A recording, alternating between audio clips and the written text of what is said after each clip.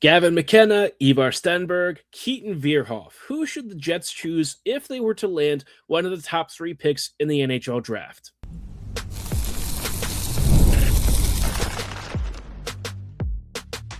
Your Locked On Jets, your daily podcast on the Winnipeg Jets, part of the Locked On Podcast Network. Your team every day. Hey friends, and welcome to tonight's episode of Locked On Winnipeg Jets, part of the Locked On Podcast Network, your team every day. Thank you for joining us in tonight's episode. I'm your host, Harrison Lee, an avid Winnipeg Jets fan and an online blogger. Tonight, we are going to tackle the question of who the Jets should take if they were to get maybe a top 2 or top 3 pick in this year's upcoming draft. Now, obviously, we are a few months out from Winnipeg knowing their true fate, and it's going to take some time for them to get there, but I have a pretty solid feeling the Jets are drafting somewhere between 2 and maybe 5 or 6. That seems like a fairly large range, but given how close the standings are this season and how much potential for some changes as we roll into the latter part of the season there are, I think there's a little bit of wiggle room for where the Jets might finish. Now, as long as they stay somewhere in the top 6, I would say you're feeling pretty happy. Obviously, ideally, you get one of the top 3 picks, but if things perhaps change and maybe the Jets win a few extra games more than they should, a top 6 pick could still land you a very good prospect. And I want to focus on a couple of the guys tonight that have really risen to the top of the pile. Some as high as 2 overall in some cases. We have the consensus number 1 right now, although I think that could change a little bit.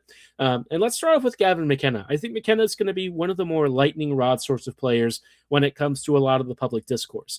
You've probably heard a lot of the conversation about him having slid in the rankings. Some people have pushed him as far down I've seen as like maybe 4th or 5th, depending on who you ask, and that's pretty interesting to me. Gavin obviously ripped up everything with Medicine Hat a while back. One of the most exciting and most dynamic players, one of the most gifted WHL prospects we've ever seen. People were like, oh, this guy could be better than McDavid. He is the next true great one. And I think that anointing put a lot of pressure and expectation on McKenna's shoulders, some of which I think he's handled very well, some of which I think you're starting to see some of the challenges that he's now experiencing as he's gone from Medicine Hat to Penn State. Now, I've looked at some of his Penn State footage, and I've looked at some of the Medicine Hat footage, and you can kind of see some interesting things emerging in his game. Now, I'll say this, right? I think McKenna, regardless of where he gets drafted, is still going to be one of the best prospects this year. There's really no concern about him being a franchise changer. I will say, though, that, for a team like the Jets, right, McKenna right off the bat is a big winger and not a center, which the Jets need both, but a center probably would have been more ideal for the Jets. A big C who can really be one of the top, two-way play drivers on the team, and somebody who's really a beating pulse to be right behind Scheifele and potentially, taking over the 1C in the future, I think would have been, the best outcome. But a top elite winger, certainly not a problem. And McKenna is going to be that. I don't really have any questions. The reason that I think he's kind of slid a bit is that with Medicine Hat, he was putting up 1 billion points, right? There's no surprise. This kid had like 129 points in 56 games last year. He ripped up the playoffs, 38-16, and he's doing this as like a 17, 18-year-old. Pretty crazy numbers, right? And for Team Canada in the U20s this year, he had 14 points in 7 games, looked really impressive.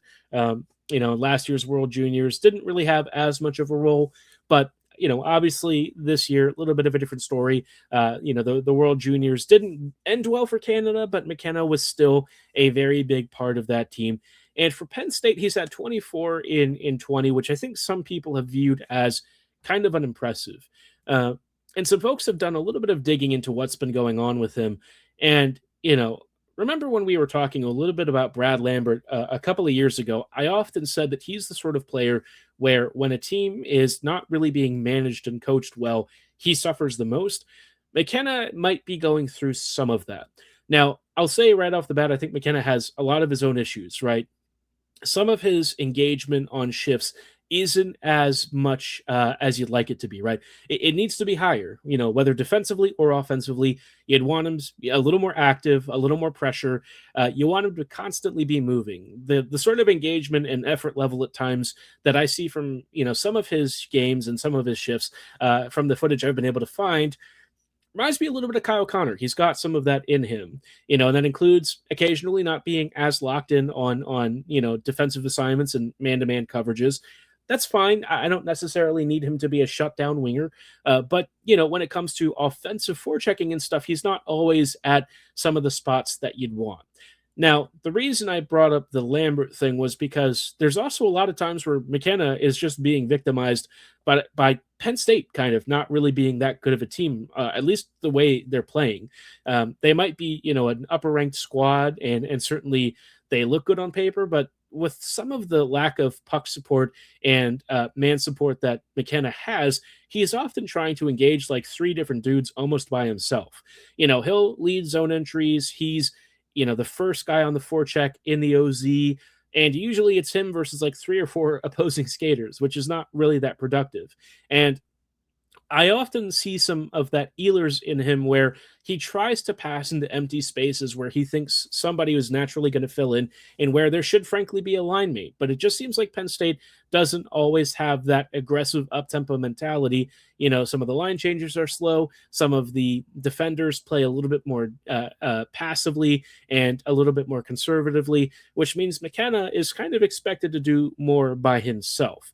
And I think in some ways, that's a fair expectation, right? You're talking about a first overall pick. This is a guy who's supposed to be a franchise driver, one of your biggest game-changing presences, and he hasn't exactly figured all of that out at 5v5 just yet. But I think there is a lot in his game that's exciting. I think he has a ton of potential to be an elite franchise winger, and if a team gets him at first overall or third overall, they are going to be thrilled, right? But I can see why, he has started to slide a bit.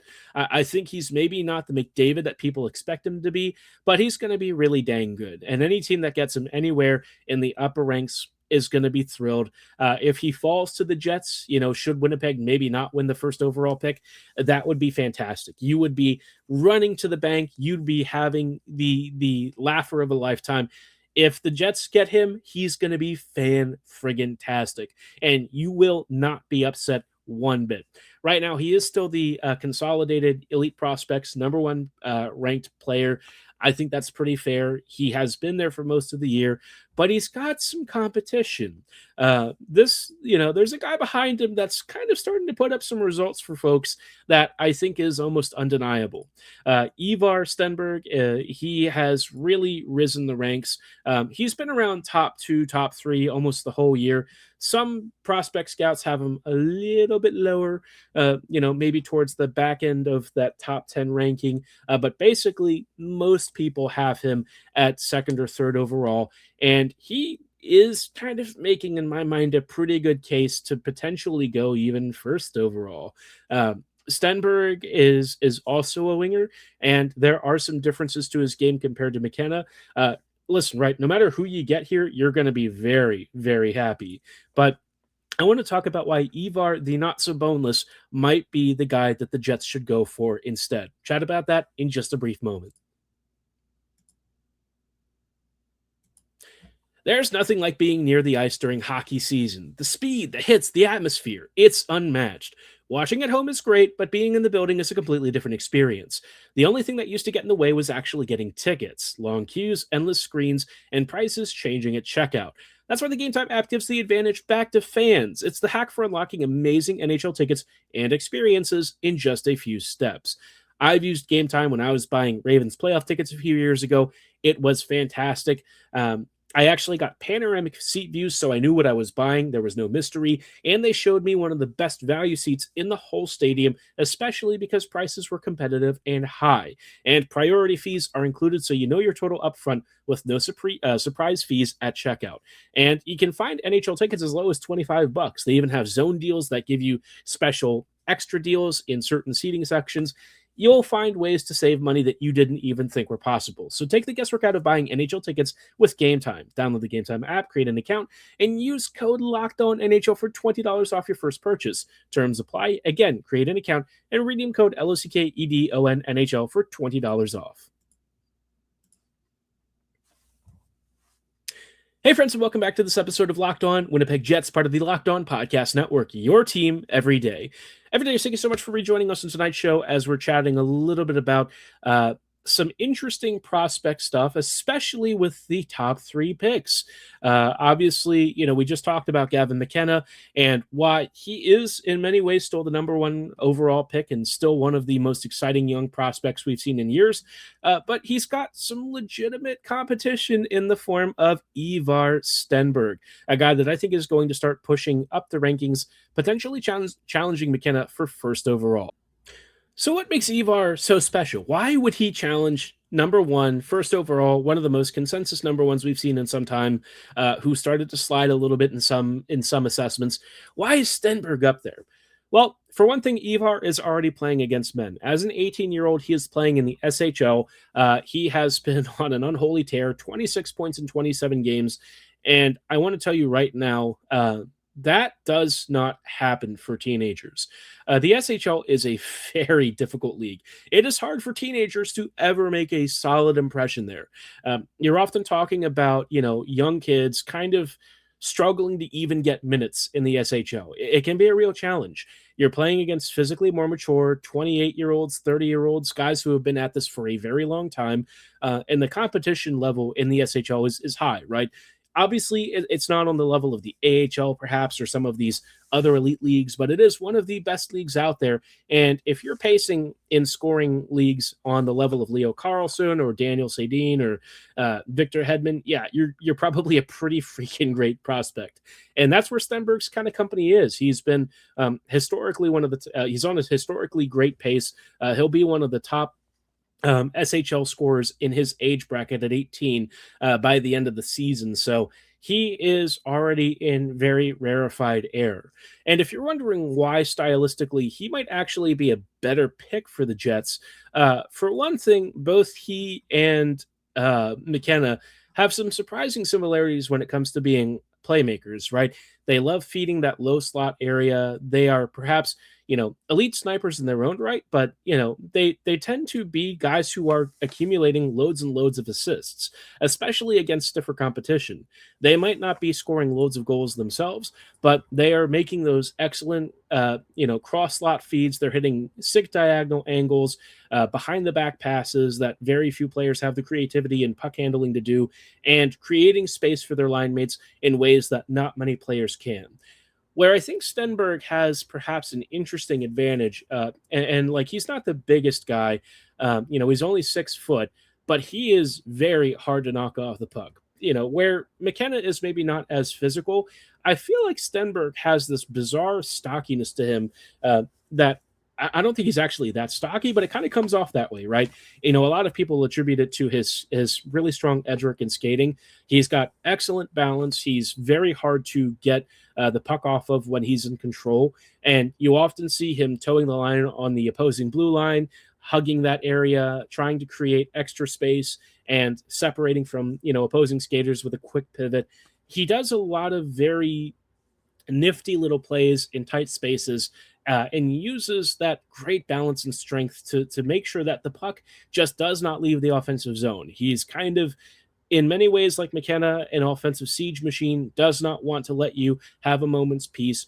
And where I think he also kind of has some interesting stuff is when you watch him, he's not the trickiest looking player, right? He's got great stick handling and hand-eye coordination, but he does so many of the simple things at an elite level. And I think that's why I really kind of gravitate towards him in some ways. And if he somehow ends up, outside of the first overall pick and ends up being 2 or 3 or even 4 overall, I'm pretty sure he's going to go top 3. So I wouldn't really worry about 4th overall. But Stenberg is going to be somebody's just franchise wet dream. He's fantastic. And I think he plays the game the right way. He already plays a surprisingly mature, pro-ready game. Defensively, you're not really going to see him be like an elite puck hound in that way, but in offensive possession, he's going to do so much of the work that you're not going to worry about too much else. He's just not going to give the opponents a second to breathe. Now, where I'm kind of curious is like McKenna has an absolutely elite release. Stenberg's release is pretty darn fantastic too, right? Like I said, both guys have generally been more passing oriented players this year in terms of how many points they're actually collecting. But make no mistake, I think both can have very productive goal scoring careers. Wouldn't be shocked to see 30 or 40 every year, maybe more in both of their cases. But to see Stenberg have this much success as a young player in the SHL already, I think is an incredible testament. And it makes the conversation between him and McKenna really interesting. So I have two scenarios, right? I think if the Jets want help immediately next year, Stenberg might be the way to go. Ivar has already played against pros. He's already been playing against men, and he's shown that he can be very productive against them. You know, all sorts of age brackets, early 20s, late 20s, early 30s, doesn't matter. He's on a very good team in Frölunda, you know, one of the best in the league, but he's also been driving a lot of his own bus, whether it's at even strength or on the power play. So I think, you know, you don't have to worry about him being the recipient and a passenger on a great team. He is a huge part of their success and a reason why they are one of the most dangerous squads out there. I also like his production level as being an elite prospect. It's just very few players who have ever scored this much have not been fantastic at the NHL level. And if he finishes around Daniel Sedin territory, what an incredible sort of company to be in. You know, this kid, I think, has all the hallmarks of being a stud first liner. The Jets would probably see immediate production from him, and I think he could be a game-changing presence very quickly. McKenna is kind of interesting in the sense where if you are a little more patient, you know, maybe the whole White Horse to Winnipeg marketing campaign and revenue from him could potentially be a bigger hit with Jets fans, right? He's also going to be an elite player, and he's going to be an elite playmaker, one of the best skaters on the team, another top line wing easily. I'm curious about him, right? Does his sort of prestige and name recognition get him more buy-in from Jets fans? The thing with McKenna that I do sometimes worry a little bit about is fans getting frustrated and losing patience with him very early. I think in some ways he's got some of the Nikolai Ehlers DNA in him. He'll make risky passes. He does some things that I think people would be pissed about because he has a certain expectation and his mind works at a certain level above a lot of the players that he's already with. So would that be something that Jets fans get turned off from? You know, would the Jets coaches not like it? I don't really know. You know, he's got the Canadian blood. He's, you know, not European. He's got that sort of closer to home feel. And I wonder what the patience tolerance for Jets fans and the team is. But I'll tell you this, right? Either McKenna or Stenberg, you're going to be thrilled. They're both going to be game-changing talents. They may not be the elite center that makes you a Stanley Cup contender right away, but I think in the longer term, you are going to love the sort of creativity, skill, and playmaking that they bring from the flanks. You know, Stenberg and McKenna both might be the rare cases where they become 5v5 play drivers out wide. Stenberg, I think, is already doing that at the SHL level. McKenna is trying to do that. It's been a little harder for him just because Penn State doesn't have as much structure to their game. And at times, you know, he doesn't really have a lot of support. And so it's harder for him to elevate guys around him. But in a lot of ways, I think both of those dudes actively make their lines better. I think they are both going to be fantastic players. And I would expect even McKenna, who's probably going to have at least a few growing pains in the NHL, to be pretty darn productive his first season, right? He might not be, you know, an immediate Calder winner, but at least on the power play, it'll absolutely torch. I think on the first unit, he could be a absolute godsend for this team. And just the name brand recognition for a McKenna to be on the squad, you know, one of Team Canada's future leading lights, a franchise name that could put, you know, the team in, you know, another banner situation. He's a guy that, you know, I just really have all the time in the world for. Both he and Stenberg, I'm super excited about. The last player I want to talk about is a little bit of an interesting one because he's currently sandwiched in between McKenna and Stenberg in the consolidated rankings, and I don't know if I trust him as much. He's not a forward, he's a defenseman. It's Keaton Verhoeff, and I do have some potential concerns if the Jets were to try and bring in Verhoeff into the squad. We'll chat about why coming right up.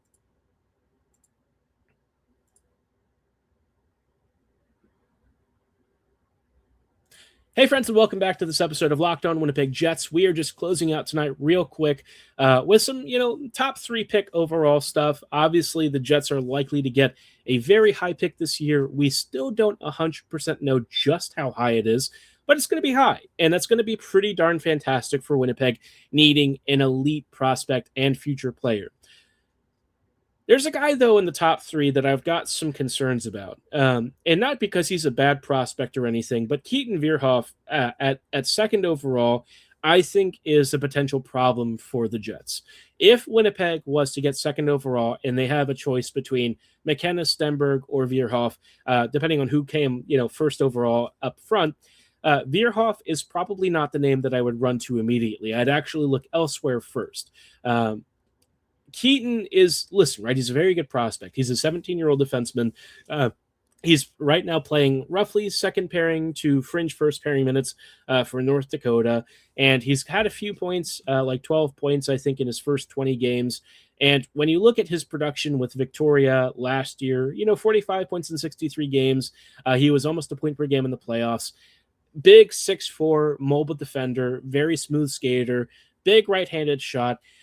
You see a lot of things that tick off very exciting boxes with him, and it's easy to see why a lot of scouts are very high on him. There are players, there are scouts out there who have ranked him first overall, which I think is a little crazy. Verhoeff, the reason I am slightly skeptical about him is for one principal reason, right? I think a lot of the production that I've seen out of Verhoeff tends to be from good spatial awareness that may not translate to the NHL level. Part of him is sort of bullying, kids who are not as physically mature and not as defensively aware in the WHL. And I think that was where, he'd slip into between the face-off circles, find those soft seams. And those are spaces that you might not really have at the NHL level. Now, I think he's going to be productive enough to where he'll still find pretty darn good top 4 play, potentially first pairing play, and I wouldn't worry about that too much. I think defensively, Verhoeff is also smart, right? He's active with the stick. He's 6'4", so he's got, a fair bit of heft. He uses his physicality well, seals off the walls. He does a lot of that stuff. I just don't know if, we're picking, say, 1 or 2, or even 3. I don't know that I feel confident in taking him that high. I think if you got him at like 5-ish, you'd feel very happy with it. And maybe that sounds crazy coming from me, but I have some concerns about how Verhoeff's game has developed. It looks great on paper in a lot of ways, but one of the things that I also think does stand out is that there's not a lot of flash to it, right? He's not, I wouldn't say he's like bread and butter kind of play or something boring, but there's a lack of elite high-end attacking, skill, right? There's just something that's maybe not quite there with this game yet. And again, he's 17, he's still developing, he's still filling out his frame, he's still kind of getting used to his height and body, and so there's time for him to sort of add to that, but I'm just not quite 100% sold. I think for the Jets especially, they really need to go for more forward talent than anything. But if you get a Verhoeff, you're probably fine. I would imagine that he comes into the Jets as a rookie almost immediately. I don't know that he'd really spend too much time with the Manitoba Moose just yet. I could be wrong about that, but I think he's a high enough pick to where usually the Jets don't make them marinate for more than a season. Verhoeff may need a little more seasoning and time. He is still very, very young, one of the younger prospects in this top round. And given what he needs to sort of reach NHL caliber, he might be a little bit more of a patience project. But again, he's a good player. The IQ and decision-making, I think at times during the World Juniors wasn't fantastic. He got himself into some trouble. And it's why again, there are some things with his game that I'm still not 100% sold on. I think if the Jets were picking that high, really prioritize offensive pop. I think you want a forward who can really be a game changer. And Verhoeff, while he does solve a big organizational need on the right side, and there's really no mistaking that, I just don't think that's the right choice in this particular draft. And that's assuming the Jets get a top 3 pick. They may be more in the 4 to 6 range. And if you take Verhoeff there, I think you're feeling a little bit more secure about that. A little more secure about that. I think that's fine.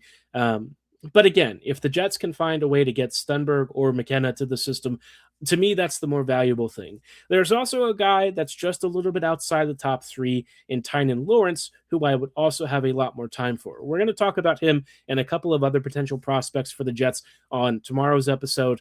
But if the Jets get Verhoeff, don't be upset. I think he's going to be a very good prospect. He's likely to be a very good defenseman in the future. A guy who in a couple of years could become maybe even a top pairing player alongside Morrissey, right? I think that would be the expectation. He's huge. That's a big thing that a lot of teams really covet. The size and smooth skating and skill. He's got that. He is a smart player, I think, in some ways. And again, defensively, a lot of his game is pretty well rounded for a guy of his size and, the sort of disposition. I just think some of the offensive production that we're seeing against maybe not as elite competition is not necessarily the kind of thing that's going to translate once he hits the pros. But again, goal scoring, points production, that's not always what you need from them. And for his first season in college, he's doing pretty well. So there's a fair bit to like. I think there are some things that I would personally not be as big of a fan of, but the Jets are going to make their decision. We're just going to have to trust that when they take this big prospect, they make the right choice and hope that it's somewhere in the top 3. Out of these guys, though, who would you choose? I would, be very curious to know your thoughts. Assuming the Jets get maybe 2nd or 3rd overall, either way, they're probably coming away with a franchise-changing talent. I'm just curious to know, would you prioritize a young forward, maybe take somebody from a little bit past the first 3 if there's a choice between Verhoeff and somebody else? Who would you take? Let me know in the comments below or at my social medias at HLivingLoco and at @LO_Winnipeg Jets. Tomorrow's episode, there's a couple of other guys that I think are worth chatting about. It may be some similar situations to Verhoeff where you might be a little concerned about some of the production and maybe some guys who are perhaps a little bit underappreciated. We'll chat about those guys on tomorrow's show, but for tonight's episode, that's all the time that we have. Thanks for listening. Have a great night. And as always, go Jets go.